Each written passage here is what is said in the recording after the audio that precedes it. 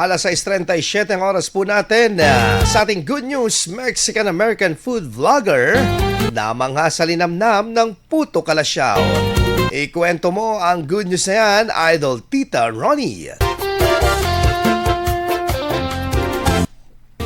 Approve para sa isang Mexican-American food and lifestyle vlogger na naninirahan na sa Pilipinas. Ang pamosong Puto Kalasyaw sa kanyang uploaded video na umani na ng sari-saring reaksyon sa mga Pangasinense. Kilala bilang Livin La Vida Tagalog sa social media, ang dayuhang vlogger na may higit 3 taon nang naninirahan sa Pilipinas kasama ang kanyang mga anak at Pilipinong asawa. Sa kanyang ibinahaging video, kitang-kita ang kanyang pagkamangha habang tinitikman ang pamosong Puto Kalasyaw. Pinuri at nagustuhan niyang malambot na texture at masarap na lasa ng bite-sized na kakanin na perfect pang merienda. Tila nakarelate naman ang mga proud taga-Pangasinan nang mapanood ang video, kung saan ibinahagi ng ilan ang kanilang sariling karanasan sa pagkain ng naturang delicacy. Habang ang iba naman ay na-homesick dahil sa natatanging lasa at sarap ng Puto Kalasyaw na binabalik-balikan.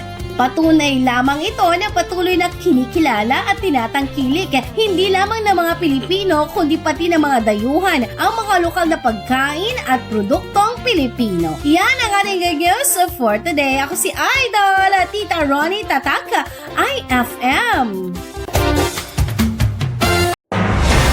IFM News. IFM News.